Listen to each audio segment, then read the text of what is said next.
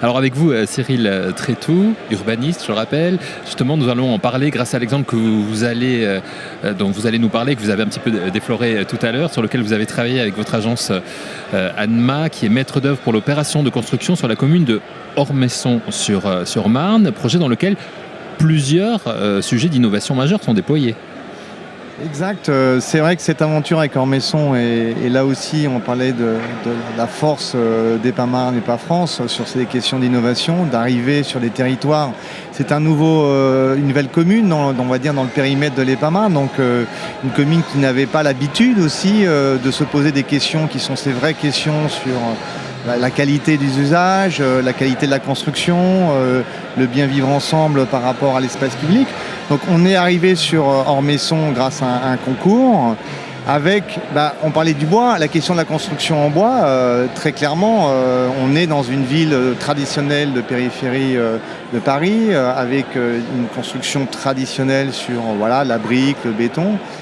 On espère, et c'est pas un espoir, c'est vraiment une volonté avec les EPAMarne, que Ormesson soit un des exemples de construction d'une opération qui est à peu près autour de 350 logements. On a une dizaine de bâtiments, et vraiment l'idée, c'est, et je rebondis sur ce qui vient d'être dit, c'est de construire la totalité de l'opération, la plaine de Cantoux, sur un principe bois, construction bois. Mais avant ça, il a fallu aussi arriver sur une commune qui n'avait pas cette habitude de travailler ensemble. C'est arrivé comme un ovni, enfin, un petit peu. L'EPAMarne nous a dit, sur cette fameuse VDO qui traverse quelques communes, il faut venir construire du logement social, de la densité. On est sur une ville qui est à 90% construit en pavillon individuel. Oui.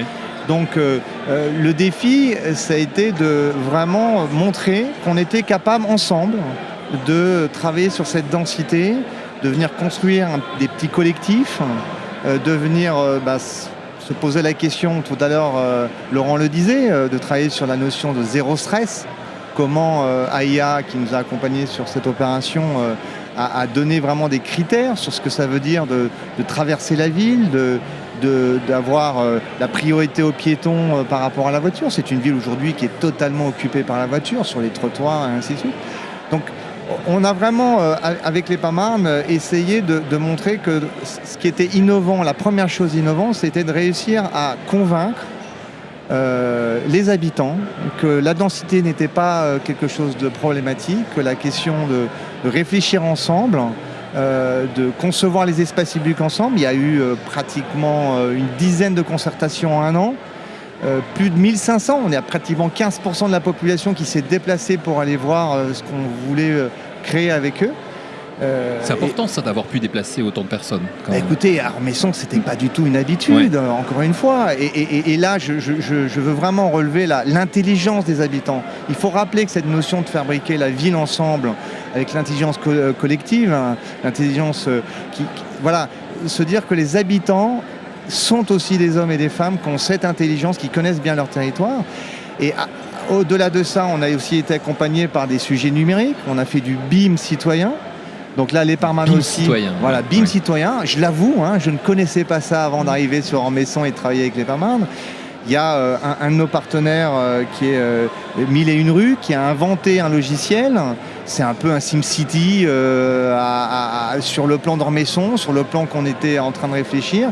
Et il y a eu, sur cette opération, plus de 350 personnes qui se sont connectées, ont donné leur avis, plus de 95 avis sur est-ce qu'il faut construire dense, à quelle hauteur, avec des règles, par exemple sur la hauteur, on leur a dit si vous pensez qu'à cet endroit il faut construire plutôt R+3, 1 ou 2 étages, attention, parce qu'il faut garder cette densité, donc attention, ça va remonter à un autre endroit. Donc il y avait comme ça, ils jouaient avec leur application, ils disaient moi je trouve que c'est bien d'être pas trop haut à l'entrée de la plaine des Cantoux, mais par contre ça va monter. Chacun a donné son avis sur aussi la qualité des espaces publics, sur leur smartphone. Et on a évidemment, après coup, à travers ces réunions, restitué au bout de tout ça, à travers une réunion qui a été assez longue, 2-3 heures, le résultat de cette concertation, autant numérique que cette concertation de tous les jours, c'est-à-dire se balader, faire des balades urbaines. Et vraiment, l'innovation a accompagné ce mouvement vers le travailler ensemble. Oui. On ne pouvait pas l'imaginer au départ sur Ormesson, une ville installée, plutôt assez traditionnelle. Et je remercie encore évidemment Madame la maire qui a été aussi dynamique là, sur cette idée de, encore une fois, de se dire qu'on ne fait plus, et je partage beaucoup les approches de l'équipe de Madec. La question de faire aujourd'hui la ville ensemble est essentielle. Voilà. Il n'y a plus d'un côté l'urbaniste et l'aménageur. On est tous... Il y a les promoteurs, il y a ceux qui sont là pour nous amener des innovations. On doit travailler ensemble pour fabriquer la ville. Mais ça prend du temps quand même. Alors, quand on est urbaniste comme vous, on n'a pas beaucoup de temps. Oui, on n'a pas beaucoup de temps. Enfin, on a peu de temps à perdre en tout cas. Mais c'est pas du temps perdu en fait. Non, c'est pas du temps perdu. Clairement, le faire ensemble, c'est gagner du temps après. Je donne un exemple, encore une fois sur Ormesson, et grâce à l'appui de l'EPAMARD, on va lancer ce qu'on a appelé, nous, l'urbanisme négocié avec Nicolas Michelin, le fondateur de l'agence. C'est cette idée de dire, travaillons ensemble dès le départ, sans trop avoir des images, des belles images d'architecture qui figent tout. Travaillons ensemble et vous verrez qu'après, la culture commune va permettre de valider des permis rapidement, d'arriver sur l'économie du projet très vite avec le promoteur qui est intégré directement et très rapidement dans la fabrication des bâtiments. Donc, c'est un temps long au départ, mais qui nous fait gagner énormément de temps après. C'est des opérations qui, au bout du compte, au bout de 3, 4, 6 mois de travail, sortent en permis directement, sans aucun problème. Et surtout, sans aucun contentieux avec les habitants. Parce qu'eux aussi participent à ça. Parce qu'ils participent, effectivement. Alors, à Ormesson-sur-Marne, en matière d'innovation, il y a aussi, et Julien en parlait tout à l'heure, Julien Pemsek en parlait, l'axe autour de la santé. Vous avez développé cet axe autour de la santé aussi à Ormesson-sur-Marne. Oui, parce que... Je le redis, construire en bois, c'est une vraie question de qualité de vie, de santé, mais il y a aussi l'espace public. On a besoin aujourd'hui de créer un vrai confort. Tout à l'heure, Laurent disait zéro stress. Il est essentiel, et on a été accompagné par AIA sur ce sujet, avec des préconisations, de créer des... Là, dans cette opération, il y a une école avec une douzaine de classes. On sort de l'école, quelle qualité à l'extérieur. On essaie de créer des plateaux piétonniers. Cette santé, c'est aussi par rapport à la présence de la voiture, par rapport à des parcours. Les modes doux, on réintroduit aujourd'hui le vélo, les modes doux. Il n'y a pas que Paris qui profite de cette dynamique. Donc, pour nous, c'est aussi de discuter avec les habitants qui ont des habitudes, qui prennent leur voiture, qui pensent que c'est... Voilà. Et c'est dans ce dialogue-là qu'on réintroduit cette notion de santé. Tout cela est passionnant. Moi, je serais d'avis de